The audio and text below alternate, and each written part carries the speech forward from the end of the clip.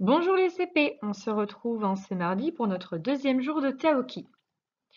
J'ai besoin que tu prennes ton manuel à la page 102, exactement comme hier. Sur la page d'hier, tu te rappelles, nous avons observé l'illustration des deux dragons dans la ville.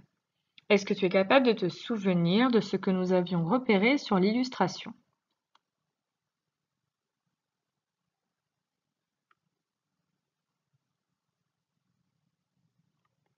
Nous avions repéré qu'il y avait, dans un premier temps, Taoki, qui volait à côté du dragon du carnaval, Lily, sur le trottoir, à côté d'Hugo. Nous avions aussi observé en premier plan un dragon qui était en train de défiler avec des hommes et des femmes qui le portaient. Et te souviens-tu de ce que ces hommes et ces femmes étaient en train de célébrer dans la rue? Oui, ils célèbrent le Nouvel An chinois et donc font le carnaval. On observe des personnages avec des masques, comme celui-ci, ou bien encore celui-ci. On observe aussi au fond des enfants qui font une chorale et qui sont certainement en train de chanter des chansons pour animer le carnaval. Rappelle-moi sur quel son nous avons travaillé hier. Oui, sur le son K. Nous avons vu que le son K peut s'écrire avec la lettre Q, qui est soit toute seule à la fin d'un mot, comme dans le mot coq, mais qui peut aussi être accompagné de la lettre U lorsque le son Q se retrouve au début ou au milieu d'un mot, comme ici le QU qui fait le que du masque. Nous avons vu dans un deuxième temps qu'il existe aussi une manière de faire le que avec le C et le H. Alors tu me diras, oui mais maîtresse, le C et le H, ça fait le ch. Eh bien dans certains mots, comme chorale, christian, choriste, le C et le H font le que. Nous avons vu également que le que pouvait s'écrire avec le K, comme koala, kimono, judoka. Nous avons aussi remarqué quelque chose, que le que pouvait s'écrire avec la lettre C. La lettre C devant les voyelles O, A, U fait bien le K. On lit bien K,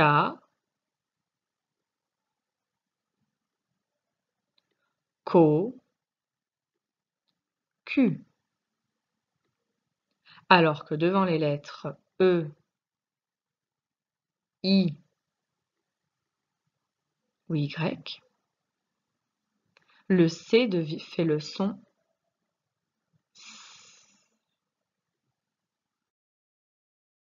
J'ai maintenant besoin que tu prennes ton manuel de lecture à la page 103, donc le 103, juste après l'illustration, et que nous nous mettions à la lecture de phrases.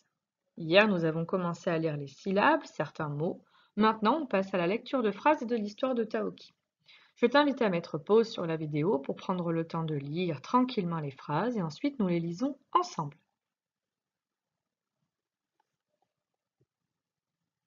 Tu es revenu? C'est parti. Lis les phrases.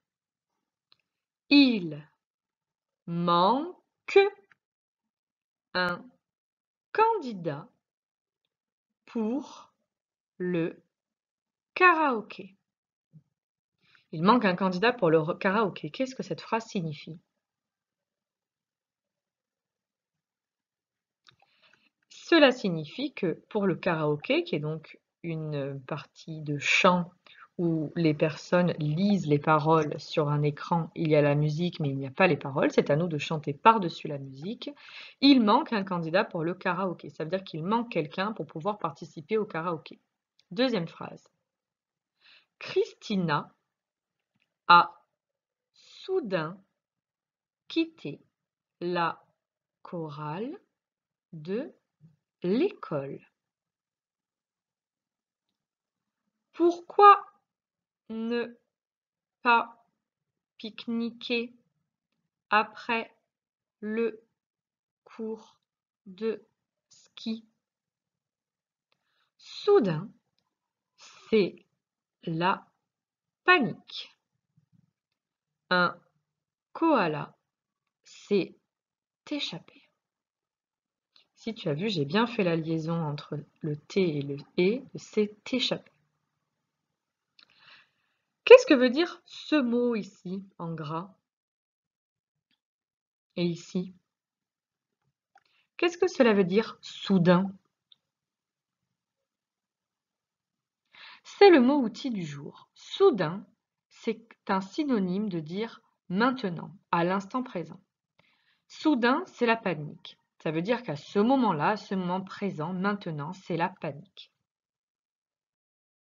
Passons maintenant à la lecture de l'histoire de Taoki. Je t'invite à faire pause sur la vidéo pour avoir le temps de lire tranquillement l'histoire à ton rythme. Ensuite, nous prendrons le temps de lire l'histoire et de la comprendre tous les deux. Tu es revenu? C'est que tu as eu le temps de terminer l'histoire. Alors c'est parti. Première ligne. En rentrant de l'école, les enfants rencontrent Kim. Venez vite voir le défilé. C'est une fête unique à ne pas rater. J'attire ton attention sur ceci. Est-ce que l'un d'entre vous se rappelle comment s'appelle ce signe de ponctuation?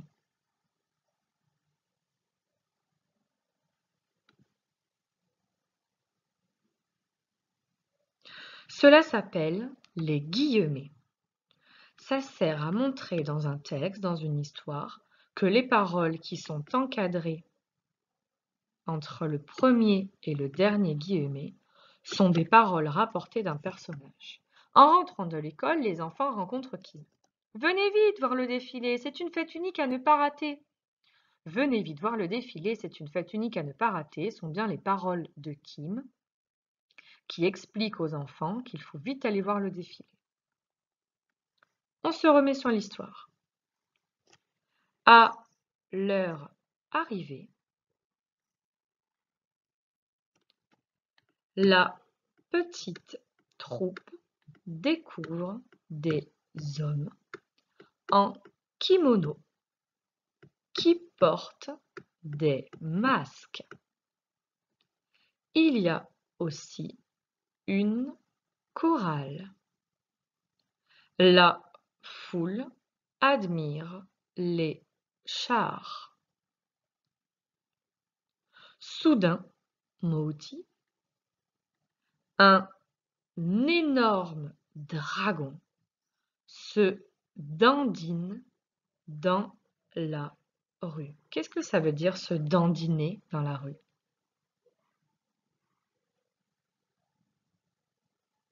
Se dandiner, ça veut dire être en train d'onduler, danser. Soudain, un énorme dragon se dandine dans la rue, ça veut dire qu'un énorme dragon est en train de se faufiler, de déambuler dans la rue. On termine l'histoire. Il suit le son des tambours. Les enfants se laissent entraîner dans les rues du quartier. Comment sont habillés les hommes que découvre la petite troupe en arrivant devant le défilé? Oui, ils sont habillés en kimono et portent des masques. On trouve la réponse ici. Comment s'appelle l'enfant que rencontrent les enfants lorsqu'ils rentrent de l'école?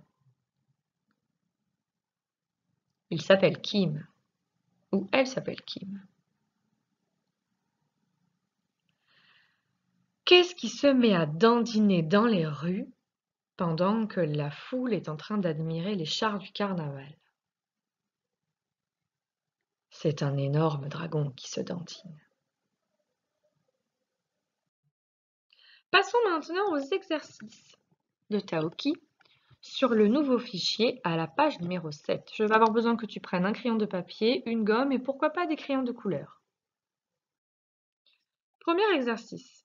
Il va falloir remettre les mots dans l'ordre pour écrire les phrases. Tu te rappelles? Aide mémotechnique.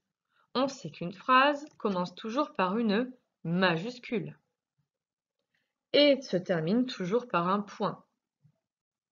Première phrase, on observe une majuscule, pas deux. Donc ça veut dire que Christina sera forcément le premier mot de la phrase. Quitter, Christina, chorale, soudain, à la. On sait que Christina sera donc le premier mot, puisque c'est le seul mot qui commence par une majuscule en plus d'être un nom propre. Donc c'est-à-dire un prénom.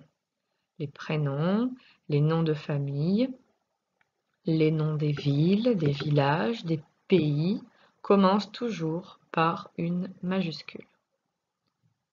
Donc il faut faire bien attention car des fois ils peuvent nous induire en erreur sur le fait que ce soit le premier mot du texte. Pour ça, il faut regarder s'il y en a un deuxième. Mais là, il n'y en a qu'un. Donc c'est forcément Christina le premier mot du texte. Cherchons le petit point. Tu le vois? Oui, il est là. Donc ça veut dire que chorale sera le dernier mot de la phrase. Je te laisse essayer de remettre cette phrase dans l'ordre. Deuxième phrase. Observons d'abord les majuscules. On en voit une ici. Et on en voit une ici. Deux majuscules. 4. Le piquet, foie, moustique à Chloé. Il y a donc deux possibilités. Soit c'est ce mot-là qui est le premier mot du texte, soit c'est celui-ci. À ton avis, lequel ça peut bien être? C'est forcément celui-ci. Pourquoi? Parce que Chloé est un prénom, donc c'est un mot qui portera toujours une majuscule, qu'il soit au début ou à la fin de la phrase. Alors que le est un petit déterminant. À moins d'être au début de la phrase, il n'a pas besoin d'avoir une majuscule. Donc si là, le a une majuscule, c'est que c'est forcément le premier mot du texte.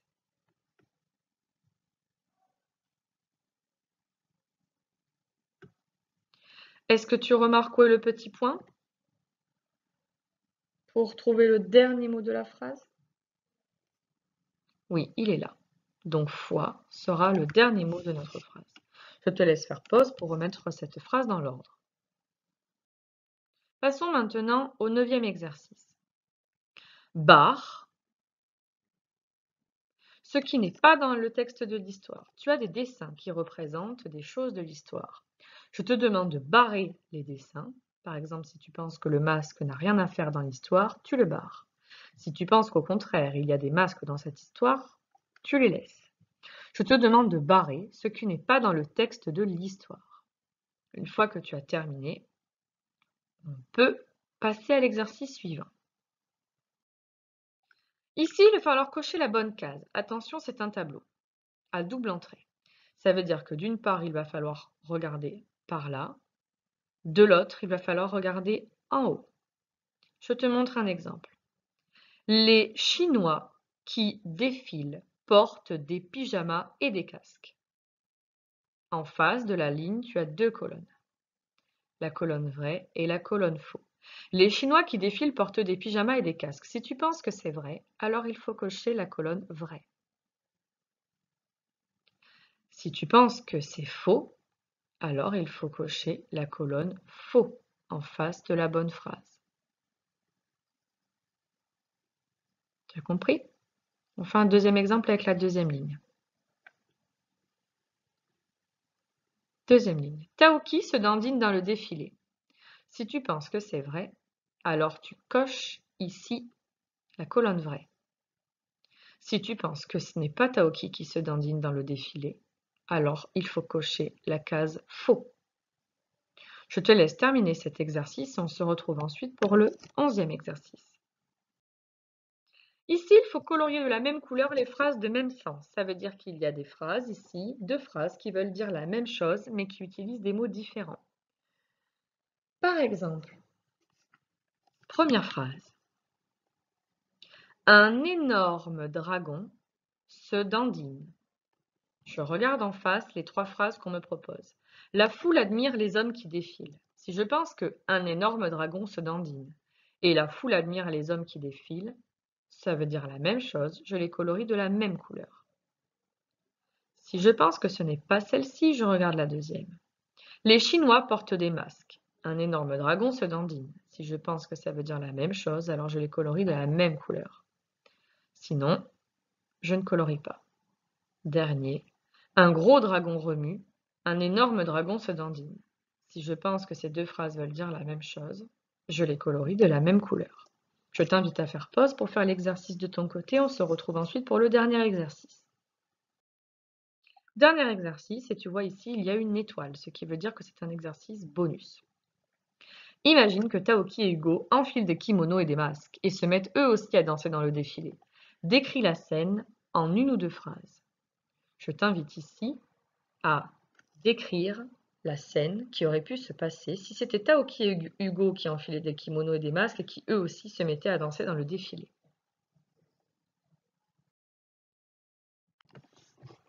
Passons désormais à la correction de nos 4 exercices du jour. Dans le 8e exercice, il fallait remettre les mots dans l'ordre pour écrire les phrases. Nous avions vu tous les deux que le premier mot de cette phrase était forcément Christina, puisque c'était le seul mot qui comprenait une majuscule, et que le dernier mot de cette phrase aurait été Coral, puisque c'est le seul mot qui contient un point. Voici la phrase attendue. Christina, donc on peut le barrer, a soudain quitté la chorale.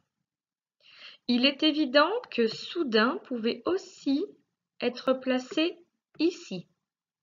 On pouvait aussi dire Christina a quitté soudain la chorale. Les deux phrases fonctionnent, d'accord? Soudain peut être soit placé entre a et quitter, soit après. Deuxième phrase. Nous avions vu que le premier mot était le, puisque c'était un mot qui comprenait une majuscule, mais que Chloé avait forcément une majuscule. Donc s'il y a deux mots avec une majuscule et que parmi les deux mots il y a un nom propre, c'est forcément le mot qui n'a pas de majuscule, hormis le fait qu'il soit le premier mot du texte, qui doit être le premier mot. Le, et on avait vu que foi était le dernier mot du texte, puisque c'est le seul mot qui comprenait un point. Voici la phrase attendue. Le moustique a piqué Chloé 4 fois. Il était juste de dire le moustique a piqué 4 fois Chloé. Seulement, le petit point est après le mot fois. Donc nous sommes obligés de constituer cette phrase dans cet ordre-là. Je te laisse faire une petite accolade, si jamais tu ajustes, sinon je te laisse te gommer et réécrire avec le modèle. 9e exercice. Il fallait barrer les dessins quand ils n'étaient pas compris dans l'histoire. Masque. Est-ce qu'on en voit bien dans l'histoire? Oui. Cartable. Non. On ne parle pas de cartable dans le texte de l'histoire. Gong. On observe un gong sur le dessin, mais on ne parle pas de gong dans l'histoire. Est-ce qu'on parle de tambour? Oui, on parle de tambour dans l'histoire, car c'est sur le rythme de tambour que défilent les personnages et le défilé. Lapin. Non, on ne parle pas d'un lapin dans l'histoire. Est-ce qu'on parle de kimono? Oui, on parle de kimono puisqu'on explique que les personnages du défilé sont habillés en kimono et portent des masques. Est-ce qu'on parle d'une lanterne? Non, on voit une lanterne sur l'illustration, mais nous n'en parlons pas dans le texte. Est-ce que l'on parle d'un dragon? Oui. Voici donc les éléments de l'histoire qu'il fallait barrer. Ici, il fallait cocher la bonne case en disant si ces phrases étaient vraies ou fausses. Les Chinois qui défilent portent des pyjamas et des casques. C'est vrai ou c'est faux? C'est faux. Les Chinois qui défilent portent des pyjamas ne portent pas des pyjamas et des casques, mais des kimonos et des masques. Taoki se dandine dans le défilé. Alors on dit qu'un dragon se dandine dans le défilé, mais je pense qu'on parle du dragon du char, donc je dirais que c'est faux. Il y a des équilibristes devant les chars. Rien dans le texte ne nous dit qu'il y a des équilibristes devant les chars. Donc c'est faux. Un énorme crocodile marche parmi les chars. Je dirais aussi que c'est faux. On ne voit pas et on ne lit pas dans le texte qu'un crocodile, marche parmi les chars.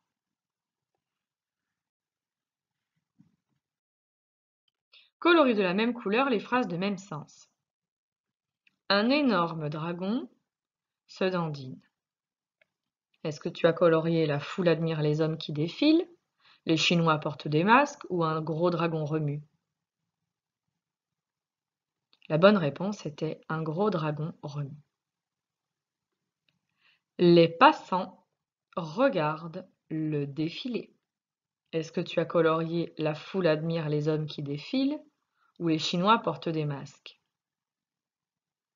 La bonne réponse était la foule admire les hommes qui défilent. Enfin, les hommes sont masqués devait bien être colorié avec les Chinois portent des masques. Dans cet exercice, il fallait imaginer et décrire la scène si Taoki et Hugo se joignaient au défilé masqués et habillés. Je te propose ce que j'aurais pu écrire pour t'aider à construire le texte pour raconter l'histoire.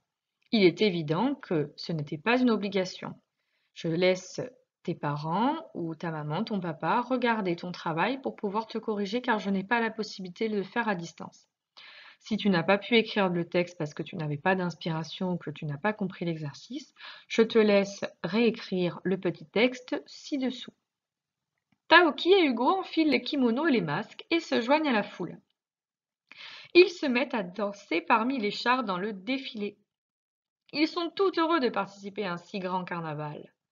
Voici une possibilité. Je te dis donc à bientôt, à jeudi pour la suite de notre apprentissage de la lecture. Bonne fin de mardi!